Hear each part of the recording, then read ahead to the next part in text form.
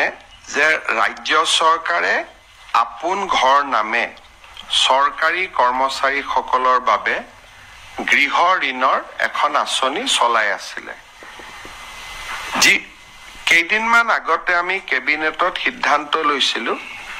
যে এই গৃহ ঋণৰ সৰ্বোচ্চ যিটো পৰিমাণ সেইটো 15 লাখৰ জাগাত 30 লাখ টকা হ'ব অৰ্থাৎ এতিয়াৰ পৰা চৰকাৰী কৰ্মচাৰীসকলে আপোন ঘৰ আঁচনিৰ জৰিয়তে 30 লাখ টকা পৰ্যন্ত বেংকৰ পৰা চৰকাৰৰ জৰিয়তে ঋণ ল'ব পাৰিব একাংশ কৰ্মচাৰীয়ে আমাক আহি আপত্তি দিছিলে যে আমি আগতে 15 লাখ টকা পালো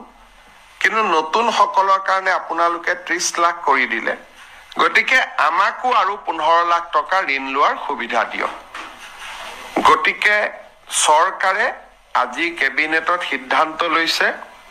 যে যি ৩৭,২৭৭ জন হিতাধিকাৰীয়ে চৰকাৰী কৰ্মচাৰীয়ে